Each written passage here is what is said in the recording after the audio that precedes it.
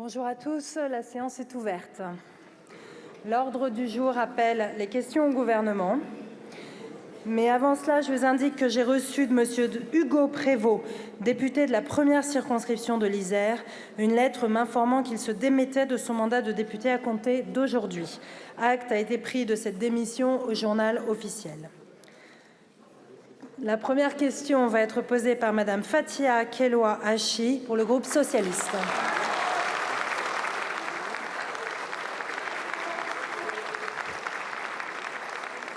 Merci Madame la Présidente. Madame la Ministre de l'Éducation nationale, tout d'abord, ces derniers jours sont bien sombres pour notre école. Nos pensées vont vers Samuel Paty et Dominique Bernard, tués par des terroristes islamistes parce qu'ils étaient enseignants. Nous leur rendons hommage.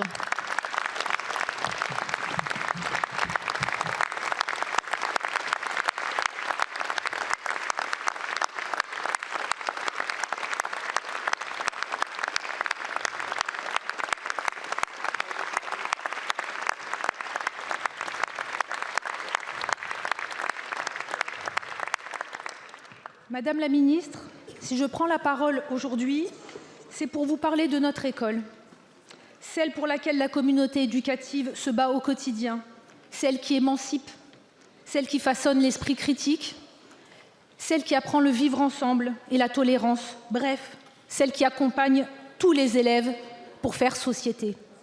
Je ne voudrais pas vous donner l'impression de vous apprendre mon métier, Madame la Ministre, mais permettez-moi de vous dire que c'est pour cela qu'on devient enseignant et que je suis moi-même devenue enseignante il y a 30 ans.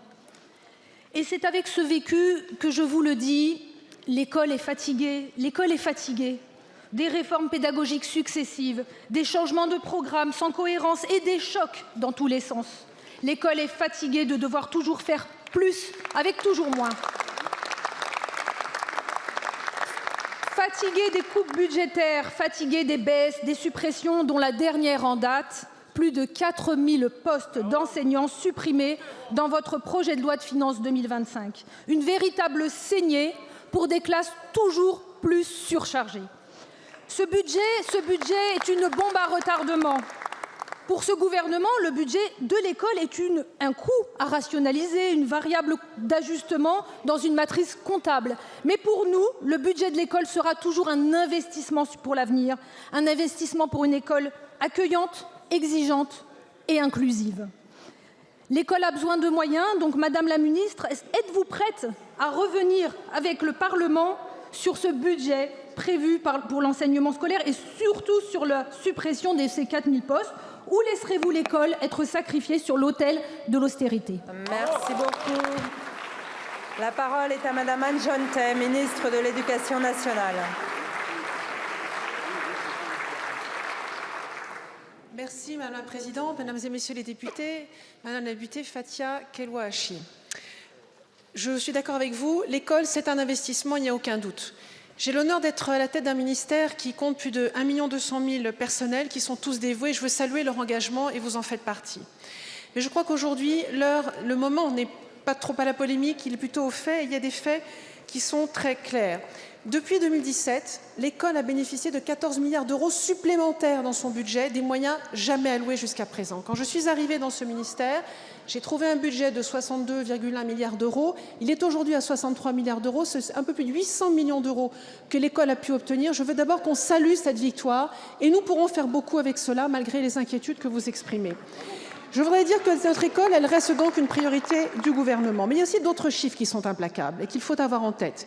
C'est que là, à cette rentrée scolaire, nous avons 80 000 élèves de moins.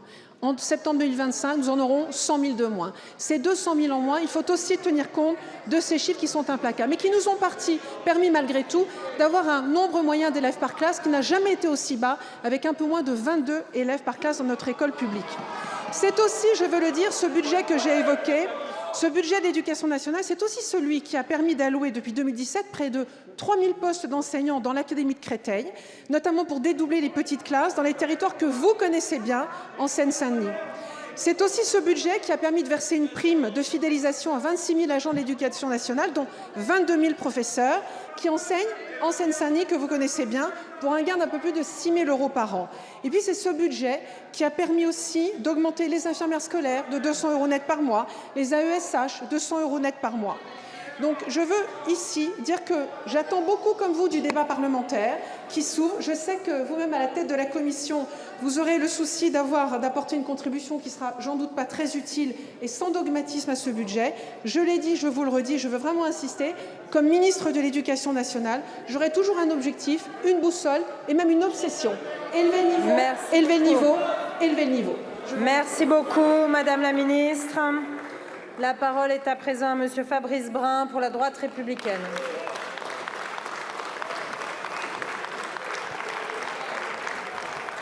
Merci Madame la Présidente. Monsieur le Premier ministre, entendez-vous le cri des oubliés de la ruralité?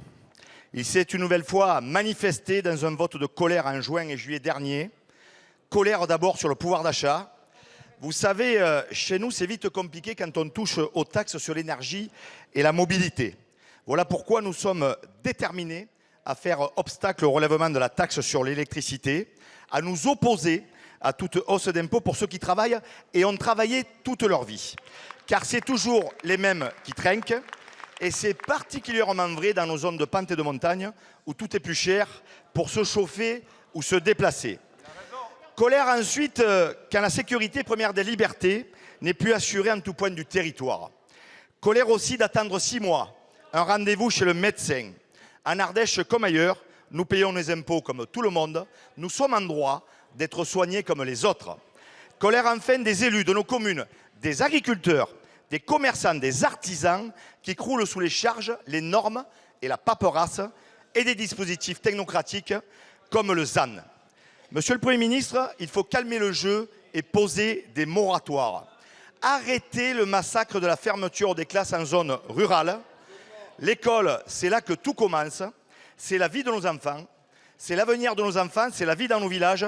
Et c'est le symbole, d'ailleurs, du combat que nous menons pour une ruralité vivante, celle des valeurs et de l'emploi. Car la ruralité, c'est l'agriculture. C'est le tourisme, l'artisanat, le commerce de proximité, c'est la chasse, c'est la pêche, c'est l'eau. C'est 80% de nos énergies renouvelables, 70% des emplois industriels dans nos communes de moins de 10 000 habitants. Monsieur le Premier ministre, vous le savez, nos territoires sont une chance, ils sont une force pour la France. Allez-vous renouer avec une grande politique d'aménagement de territoire pour les millions de Français qui font vivre notre belle ruralité? Merci beaucoup, mon cher collègue. La parole est à Madame Catherine Vautrin, ministre du Partenariat avec les territoires et de la décentralisation. Merci Madame la Présidente. Monsieur le député Fabrice Brun, vous venez, monsieur le député, avec cette question de décrire ce qu'est effectivement la ruralité dans notre pays. Et si je devais ajouter à cette description, j'ajouterais sur la diversité de notre ruralité. Parce que cette ruralité, elle peut être montagnarde, elle peut être maritime, elle peut être insulaire, elle peut être domienne. Je ne vais pas continuer, mais ce qui veut dire que face à chacune de ces ruralités, nous avons des besoins spécifiques. Vous venez de le dire. Et c'est tout le sens d'ailleurs de la circulaire que monsieur le Premier ministre a adressée au préfet il y a quelques jours, de façon à recenser avec chacun de ces représentants de l'État, les bras armés de la République, au plus près des territoires, l'ensemble non seulement des attentes, mais également des réponses. Vous faisiez allusion à l'instant à cette notion qui me tient particulièrement à cœur, qui est celle du bassin de vie vécu, parce que c'est ça le concret de nos concitoyens. Et effectivement, avec ma collègue Geneviève Darrieussecq, nous allons travailler bien sûr sur la présence en matière de santé. L'école est un autre sujet, le transport et notamment les transports longs du quotidien, les 80 km que font un certain nombre de nos concitoyens pour aller chaque jour travailler, méritent une attention toute particulière. C'est le sens de ce sur quoi nous sommes en train de travailler avec François Durovray pour apporter des réponses concrètes. Vous avez parlé du ZAN, le Premier ministre nous a demandé de regarder les assouplissements. Vous avez parlé des normes, j'ai demandé à Boris Raffignon d'aller plus loin sur son rapport pour qu'il devienne concret. Vous voyez, la réponse à la ruralité, c'est du concret, c'est ce que nous allons faire ensemble. Je vous remercie, Madame la Ministre. La parole est à présent à Madame Julie Lernouz pour le groupe écologiste. Merci Madame la Présidente. Ma question s'adresse à Monsieur le ministre de l'Économie. Monsieur le ministre, la semaine dernière, l'Assemblée nationale était inondée. Conséquence directe du changement climatique et de la tempête Kirk. Ironie du sort, c'est ce même jour que le gouvernement présentait son budget avec des coupes sans précédent dans tout ce qui ressemble de près ou de loin à la transition écologique. Vous sacrifiez l'écologie sur l'autel de l'austérité, en rognant sur toutes les aides pour la rénovation énergétique, la chaleur renouvelable ou l'achat de véhicules électriques. Des petites économies faciles avec des répercussions coûteuses, immédiates et durables sur le climat, sur le pouvoir d'achat, sur la santé, sur l'industrie et sur l'emploi. Savez-vous combien cela coûte à l'État d'avoir des logements qui ne sont plus chauffés, faute de moyens, sur les comptes de la sécurité sociale ou en chèque énergie? Savez-vous combien cela va coûter à l'État en termes d'emploi, de savoir-faire français, de perte de compétences? Rien que dans mon département, en quelques mois, c'est tout un écosystème industriel qui est en train d'être décimé. Systovi, General Electric, Saunier Duval, Cordemais. Et en dépit de tout bon sens, vous vous permettez même de faire les poches des Françaises et des Français en augmentant les taxes sur l'électricité. Cela vous semble-t-il cohérent pour nous aider à se sevrer des énergies fossiles? Monsieur le ministre, quand allez-vous vous débarrasser de la tutelle de l'extrême droite profondément climato-sceptique? Quand allez-vous vous battre pour la transition énergétique en vous tournant vers la gauche de l'hémicycle et engager enfin la planification écologique dont nous avons toutes et tous besoin? Je vous remercie, ma chère collègue. La parole est à Monsieur Antoine Armand, ministre de l'Économie, des Finances et de l'Industrie. Merci Madame la Présidente, Mesdames et Messieurs les députés, Madame la députée Julie Lernouz. Il se trouve qu'il y a quelques mois encore, j'étais sur ces bancs et nous avons travaillé ensemble sur les énergies renouvelables, sur l'énergie nucléaire et votre groupe a fait des pas importants en la matière. Et au fond, pourquoi je vous dis cela? Je vous dis cela parce que je sais que face à la transition écologique, nous sommes capables de dépasser les clivages. Et donc, nous sommes capables de regarder la réalité telle qu'elle est. Vous avez parlé, vous auriez pu parler de dette écologique. Vous auriez dû, je crois, aussi parler de dette financière.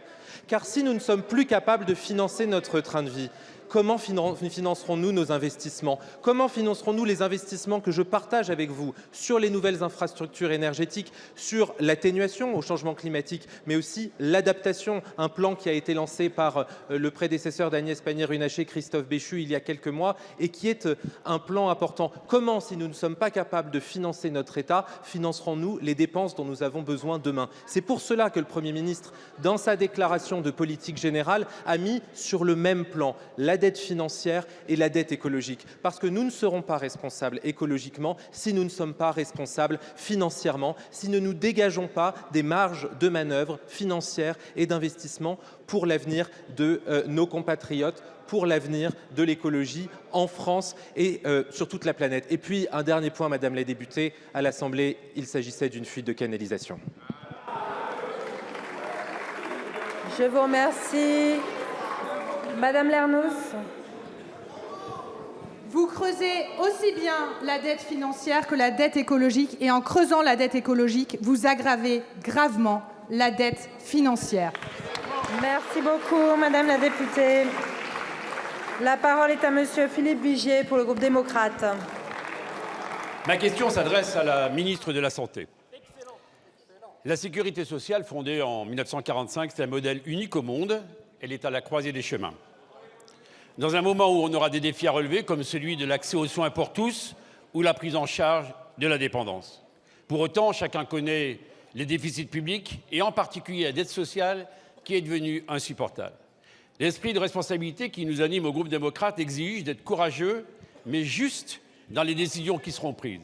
Et je souhaite attirer votre attention sur deux sujets.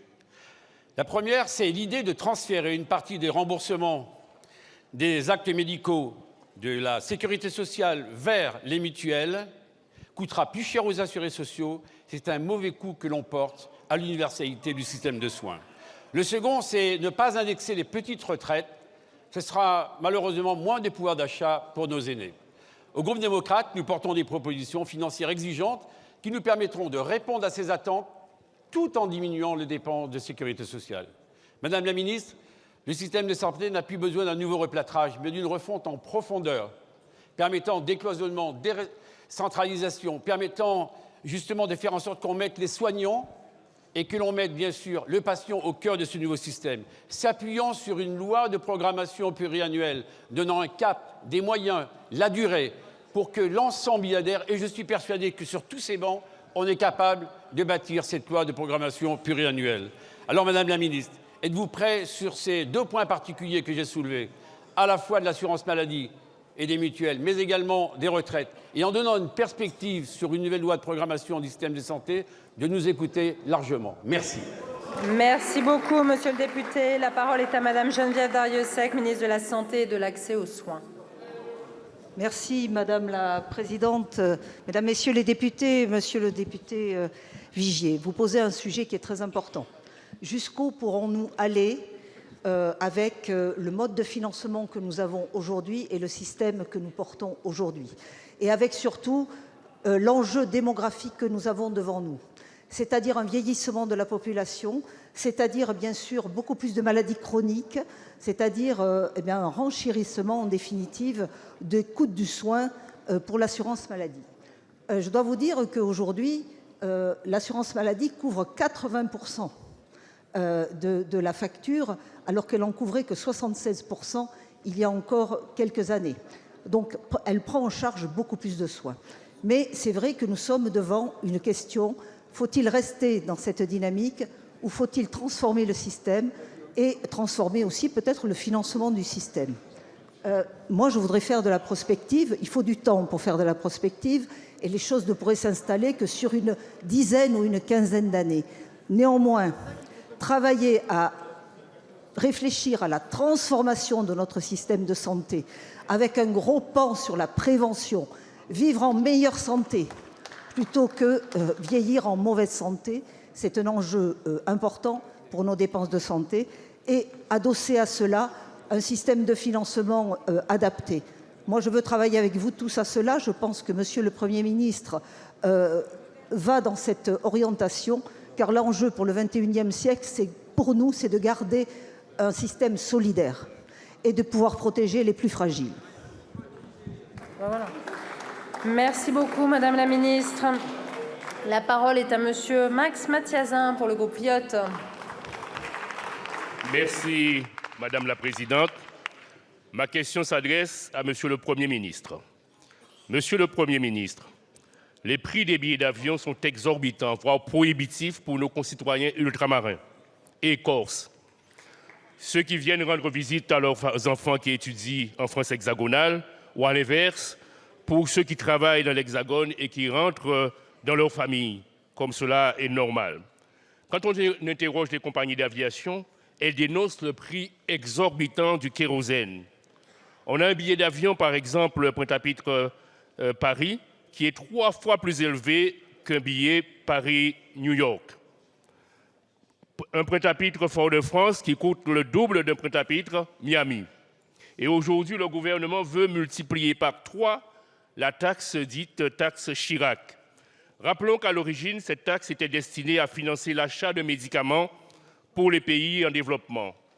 Mais elle a été détournée de sa destination depuis 2020 pour financer aussi et surtout l'Agence de financement des infrastructures de transport dans l'Hexagone. En bout de chaîne, ce sont des hausses insupportables du prix des billets d'avion pour nos concitoyens ultramarins et corses. Comment, dans ce contexte, pouvons-nous parler de continuité territoriale pour laquelle nous battons depuis si longtemps? Tous les députés ultramarins et corses s'opposent à cette surtaxe. Nous vous l'avons déjà dit, monsieur le député. Alors, monsieur le Premier ministre, nous vous demandons instamment de vous opposer à la présentation de l'amendement du gouvernement visant à multiplier par 3 la taxe de solidarité sur les billets d'avion pour les vols entre la France hexagonale et les territoires d'outre-mer ou la Corse. Produit de première nécessité en moyenne 40% plus élevé que dans l'Hexagone. Billets d'avion inabordables, et en Outre-mer, le pacte républicain pour nous est rompu. Alors allez-vous, Monsieur le Premier ministre, vous opposer à cet amendement? Je vous remercie, mon cher collègue. La parole est à Monsieur Antoine Armand, ministre de l'Économie et des Finances. C'est lui qui va répondre. Merci Madame la Présidente.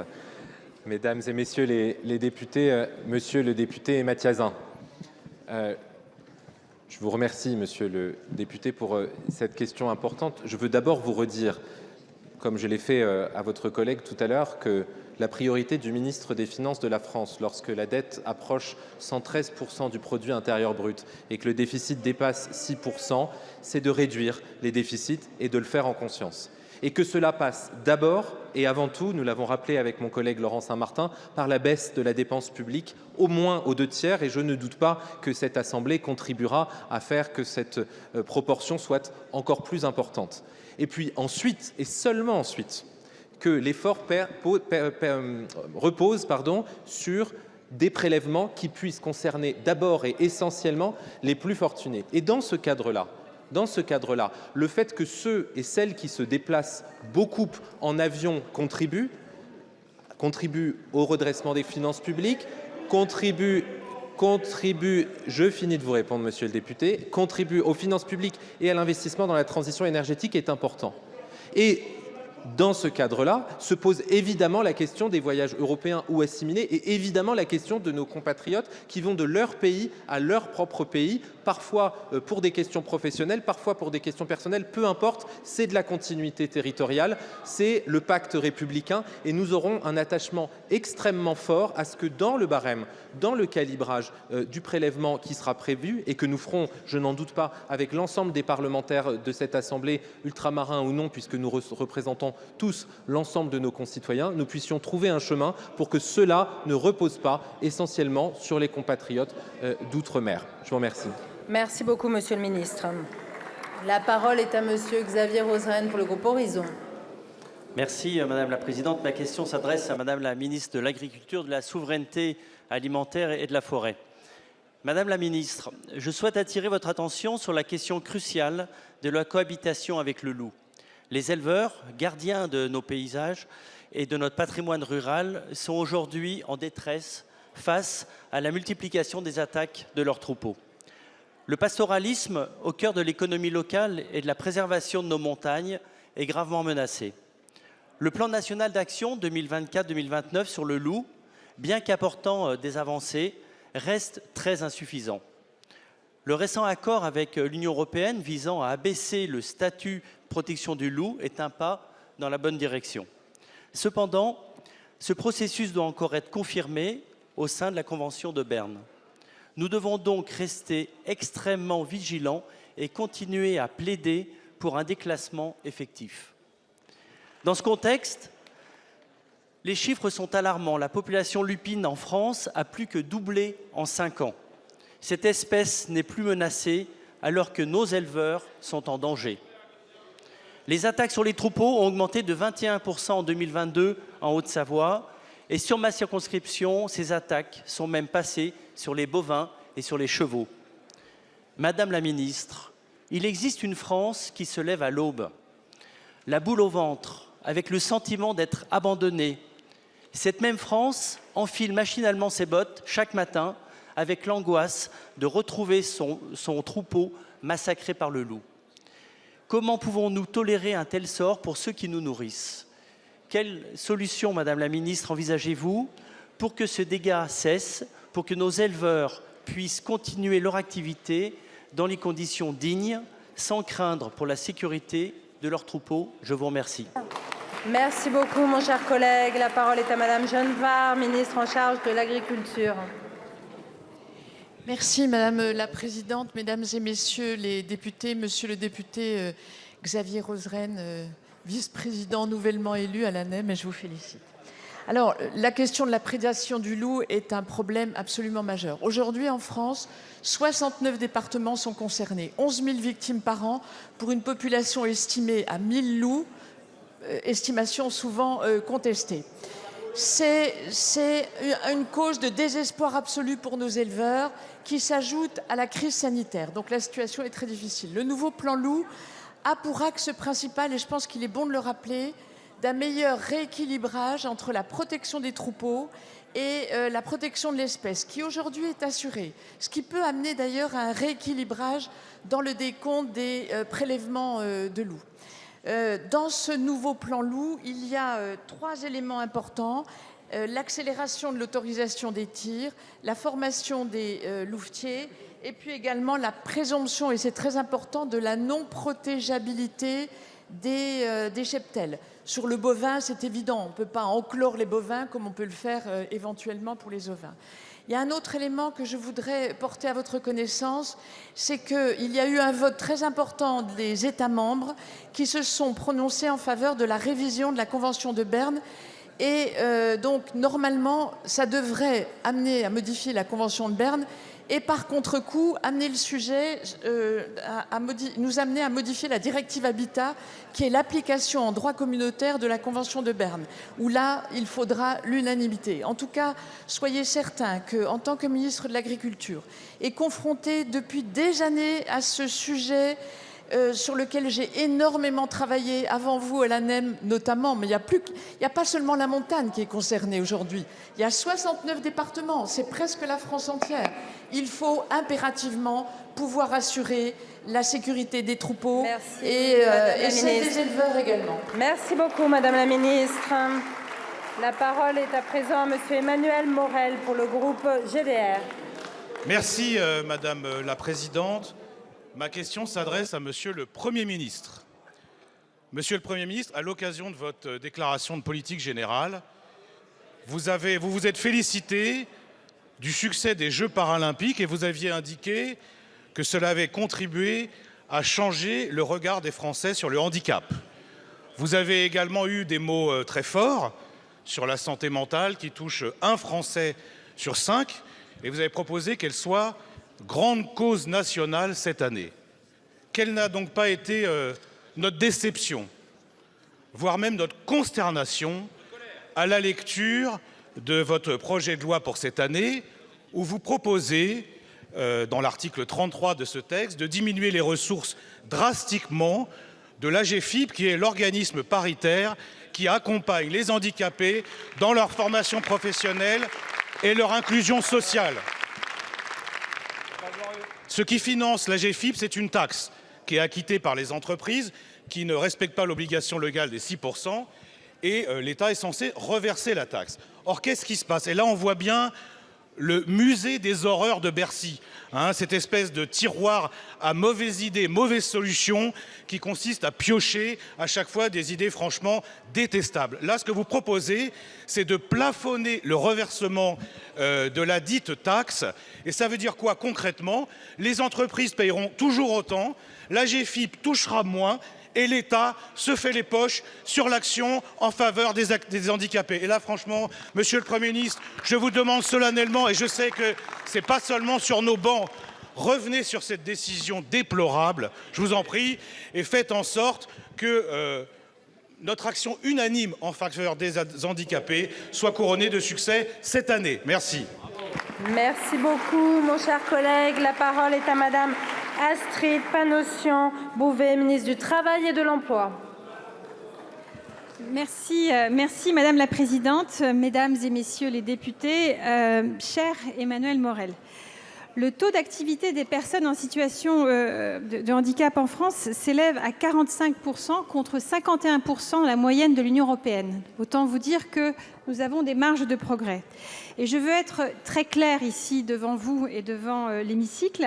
Nous n'avons pas pour objectif de priver d'une partie de ces ressources la politique d'emploi des travailleurs en situation de handicap. Et ce n'est pas ce que nous ferons. Ces ressources s'élèvent aujourd'hui à plus d'1 milliard d'euros. Elle se compose pour moitié de crédits budgétaires destinés aux entreprises adaptées, dont je vous confirme que nous allons maintenir le même niveau pour 2025. Et l'autre moitié provient de cette contribution que vous avez mentionnée dans votre question et qui est effectivement affectée à l'AGEFIP. Et ce montant était de 520 millions en 2024 et il devrait légèrement augmenter pour 2025. Les échanges continus depuis 2019 entre le gouvernement et l'AGEFIP avaient permis de poser les principes d'une contribution de l'AGEFIP au financement des entreprises adaptées, parce que nous considérons que ce financement entre dans sa mission d'accompagnement des entreprises sur le handicap. La question qui se pose maintenant est le montant de cette contribution. Il y a déjà un an, le ministre du Travail et la ministre en charge du handicap avaient indiqué à l'AGEFIP que le montant de ce financement attendu était précisément de 50 millions d'euros. Ce montant n'a pu être atteint en 2024 puisqu'il n'a été proposé qu'à 15 millions d'euros. Nous ne souhaitons pas remettre en cause le niveau de financement attendu pour être à la hauteur de nos ambitions parce que, comme je l'ai rappelé ici, il y a des marges de progrès collectives. Monsieur le député, si vous donnez la peine de m'écouter. Eh bien, nous échangeons en ce moment même avec l'AGEFIP sur nos objectifs et nos contraintes. Et si la rédaction actuelle du projet de loi de finances, qui prend la forme d'un plafonnement de la contribution, a pu susciter des inquiétudes, je le comprends. Avec ma collègue ministre chargée du handicap, nous restons ouverts pour étudier dans le cadre du débat parlementaire. Merci beaucoup, Madame la Ministre. Je vous remercie. La parole est à présent à Monsieur Marc Chavant pour le groupe UDR. Merci Madame la Présidente. Ma question s'adresse à Madame Catherine Vautrin. Madame la Ministre, après 7 ans de macronisme, la France est en faillite.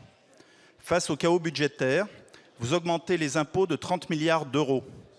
Par paresse, vous faites des économies sur le dos des travailleurs, des entreprises, des retraités et des collectivités, mais jamais sur le dos de l'État. Vous imposez la rigueur aux Français et en même temps, vous augmentez vos dépenses. Vous faites de nous les prisonniers du Titanic, vous êtes à la barre, fonçant tout droit sur l'iceberg, entendez nos cris. En 2012, nous étions, vous et moi, à l'UMP et nous critiquions François Hollande pour bien moins que cela. Eh oui, alors que nos collectivités, nos écoles, nos routes, nos infrastructures publiques souffrent, vous imposez 5 milliards d'euros de prélèvements supplémentaires sur les grandes collectivités, souvent vertueuses.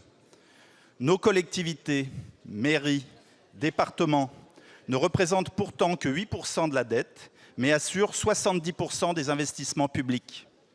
Les collectivités locales, contrairement à l'État, sont bien gérées par des élus de terrain et ne méritent pas d'être ponctionnées davantage. Alors, Madame la Ministre, quand choisirez-vous de réduire les dépenses de l'État au lieu d'alourdir la charge des Français et des collectivités locales? Quand allez-vous simplifier notre millefeuille territorial pour supprimer les doublons et les structures publiques inefficaces? Quand réformerez-vous l'État au lieu de toujours faire les poches de ceux qui se serrent déjà la ceinture?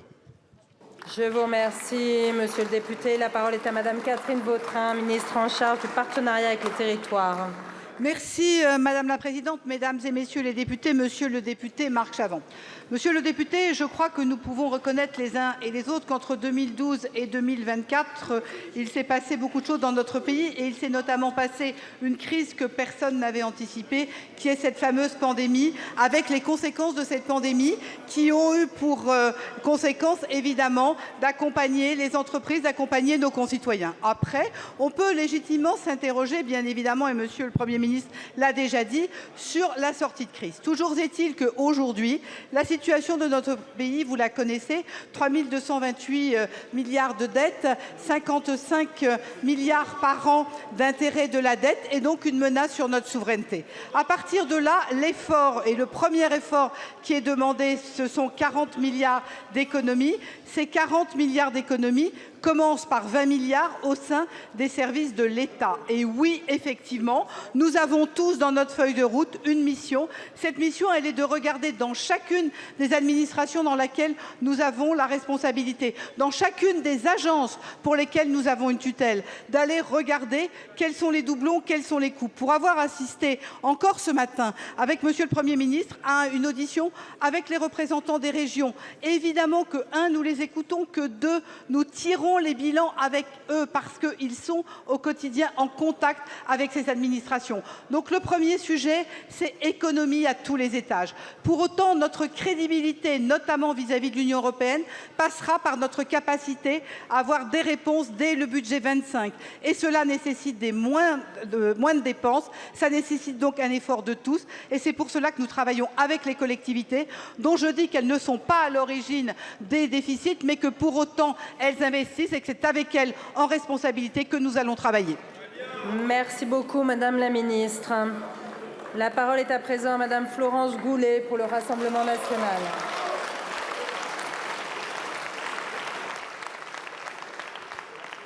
Merci Madame la Présidente. Ma question s'adresse à Monsieur le Ministre de l'Économie, des Finances et de l'Industrie. À Stenay, dans ma circonscription du Nord-Meusien, le groupe finlandais Alstom, premier employeur de ce territoire, avait annoncé en mars 2023 la fermeture de sa papeterie s'il ne trouvait pas de repreneur. 130 salariés, leurs familles, sans compter les emplois indirects, étaient concernés. En octobre 2023, Accursia, un fonds d'investissement étranger, a repris l'usine et s'est engagé à investir. En juin 2024, retour à la case départ. L'usine Stampa est placée en redressement judiciaire et, faute de repreneur, va fermer. Depuis toutes ces années, la confiance et l'espoir des salariés ont été trahis car les investissements promis n'ont jamais été honorés dans un contexte de concurrence et de crise énergétique sans précédent. La Meuse est un département très fragilisé par le manque d'attractivité, le manque de transport et le manque de services publics. La situation de Stampa n'est malheureusement pas isolée. Bonduelle, Bergère de France et d'autres petites entreprises et commerces ont fermé ou connaissent des difficultés majeures, sans parler des exploitations meusiennes, très éprouvées par les crises successives et la décision brutale et scandaleuse comme celle de Lactalis. J'avais alerté votre prédécesseur le 28 mars 2023. Sa réponse arrogante n'avait pour but que de masquer son incompétence. Depuis 2017, on ne peut que contester les incohérences des gouvernements successifs pour protéger et maintenir les emplois sur notre territoire national. Le Premier ministre a affiché son objectif de réindustrialiser notre pays. Mais que vont devenir les salariés de Stampa? Que va devenir ce site industriel? Que va devenir ce bassin du Nord-Meusien? Nous attendons des réponses concrètes, des actes forts et non pas de grandes déclarations sans lendemain. Je vous remercie. Je vous remercie. La parole est à Monsieur Antoine Armand, ministre de l'Économie et des Finances. Merci Madame la Présidente, Mesdames et Messieurs les députés, Madame la députée Florence Goulet, vous me permettrez d'abord de m'associer à la préoccupation qui est la vôtre, qui est celle des élus locaux de manière transpartisane sur le territoire et qui est due, vous l'avez rappelé, à la situation extraordinairement spécifique que rencontre cette entreprise dans un contexte plus global avec, et vous nous corrigerez si ce n'est pas le cas, un historique depuis 2023, des évaluations qui se sont avérées optimistes, des engagements qui avaient été pris et qui n'ont visiblement pas été tenus par un certain nombre d'industriels, qui placent aujourd'hui l'entreprise dans une situation extrêmement difficile. L'État, vous l'avez rappelé, a été alerté de la situation à l'été 2024 d'un point de vue administrativo-financier. Il a été alerté avant, vous l'avez rappelé. Et depuis, les services déconcentrés, les services de l'administration de mon ministère sont en recherche de solutions alternatives, en particulier de recherche de repreneurs qui, vous le savez aussi bien que moi, n'ont pas à ce stade donné de suite et qui placent l'entreprise, je vous le dis avec beaucoup de simplicité et l'humilité qui convient, dans une situation extraordinairement complexe et difficile. La garantie et l'engagement que je prends face à vous aujourd'hui, c'est que quelle que soit la suite du travail que nous menons et que nous mènerons avec Marc Ferracci, qui, dès sa prise de fonction, alerté par les services sur ce dossier, a pris un certain nombre de contacts, c'est que nous accompagnerons les salariés autant qu'il le faut, autant qu'il le peut, dans un département qui est par ailleurs, vous l'avez rappelé, extraordinairement éprouvé et auprès duquel nous devons témoigner notre solidarité. Je vous remercie. Merci beaucoup, Monsieur le Ministre. La parole est à Madame Sandra Marceau pour le groupe EPR. Merci Madame la Présidente. Monsieur le Premier ministre, je vous parle d'un territoire où chaque jour les tonnelleries chauffent les barriques, les chaudronniers révisent les alambics et certains sont d'ores et déjà allumés. Les emballages se préparent pour l'expédition Et vous l'avez sans doute compris, je l'espère, les vendanges se terminent dans les paysages aux couleurs de l'automne du Cognacé. Le cognac, reconnu mondialement, est fruit d'un savoir-faire séculaire, emploie 77 000 personnes en France, dont 44 000 en Charente et en Charente-Maritime. Vieilli exclusivement en fût de chêne, ce produit parcourt le globe depuis des siècles. Mais les tensions économiques mondiales menacent les exportations, notamment depuis l'annonce de l'enquête anti-dumping visant les spiritueux en provenance de l'Union européenne. Elle vise le cognac, mais aussi l'armagnac. Et je salue à ce titre mon collègue Jean-René Cazeneuve. C'est les brandis qui sont concernés. Les filières redoutent l'imposition de droits de douane supplémentaires allant de 30 à 39%, alors que le marché chinois représente un quart des exportations de cognac et près de 40% en valeur. Vendredi dernier, en réponse à l'annonce de l'Union européenne de la mise en place de taxes sur les véhicules électriques chinois, la Chine a décidé d'imposer des taxes provisoires de 35% sur les brandis européens. 35%. Les conséquences se font déjà sentir. Certaines PME et des sous-traitants aussi, on me l'a dit encore hier, ont été contraints de suspendre leurs exportations. Même si je comprends la volonté de préserver le marché des véhicules européens, je m'interroge sur l'accompagnement des filières spiritueux pour ce qui est aujourd'hui le sujet, qui représentent des atouts essentiels dans notre balance commerciale extérieure. Pour le cognac, c'est 3,6 milliards à l'export. 3,6 milliards. Alors, si nous ne prenons pas conscience des enjeux, Monsieur le Premier ministre, comment pouvons-nous protéger nos productions face à de nouvelles taxes? Merci. Merci beaucoup, ma chère collègue. La parole est à Madame Annie Genevard, ministre de l'Agriculture et de la Souveraineté alimentaire. Merci Madame la Présidente, Mesdames et Messieurs les députés, Madame la députée Sandra Marceau. Vous évoquez la situation de la filière des brandis, c'est-à-dire le cognac et l'armagnac, et l'annonce de droits de douane alourdis jusqu'à 39% par la Chine en réponse aux droits de douane qui leur seraient infligés sur les véhicules électriques plonge cette filière dans une inquiétude maximum. Je les ai d'ailleurs reçus très récemment. Je rappelle que la filière brandy exporte à plus de 90%. Et que son premier client, c'est la Chine. C'est la Chine. Donc le danger est maximal. Et j'ajoute aussi que ce sont 14 500 emplois directs et près de 58 000 emplois indirects. Que c'est tout un écosystème. Il n'y a pas que les producteurs de brandy, mais il y a aussi tout l'écosystème. Et vous l'avez dit dans votre question. Alors, je pense que face à une telle situation, il faut que l'UE montre sa capacité à résister. Une plainte a été déposée à l'OMC, mais vous le savez, elle prendra beaucoup de temps. Et en attendant, les dégâts, et vous l'avez dit, se font déjà sentir. Je pense qu'il faut aussi bien avoir conscience que d'autres filières peuvent être concernées par ces rétorsions, notamment le lait et le porc. Donc, il faut élargir le spectre des menaces possibles. Je pense, Madame la députée, que seule la voie diplomatique, à ce stade, doit être mobilisée à plein pour faire renoncer la Chine à appliquer ces taux qui vont effectivement porter un coup qui peut être fatal à une filière qui réussit. Et en matière agricole, en ce moment, elle n'a pas de problème. Et elles sont peu nombreuses, les filières agricoles qui n'ont pas de problème. Donc, il faut absolument y répondre. Et je dirais qu'il faut profiter de toutes les occasions internationales qui sont données, notamment le 60e anniversaire de l'amitié franco-chinoise. Merci Madame la Ministre. La parole est enfin à Monsieur Loïc Prud'homme pour le groupe La France Insoumise. Merci Madame la Présidente. Monsieur le ministre des Transports, une fois n'est pas coutume, je vous apporte une bonne nouvelle. Alors que votre gouvernement cherche désespérément de l'argent, je vous offre plus de 14 milliards sur un plateau. 14 milliards sans faire les poches des retraités, sans détruire nos supprimer 4000 postes d'enseignants.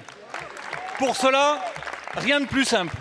Il vous suffit de mettre fin à un projet préhistorique sorti tout droit de l'ère du tout TGV. Un projet inutile qui propose de construire en pleine nature 2 lignes ferroviaires nouvelles, là où il en existe déjà, entre Bordeaux et Toulouse et entre Bordeaux et Dax. Un projet de destruction massive de 5000 hectares d'espaces naturels et agricoles, dont la vallée du Ciron, un trésor de biodiversité unique.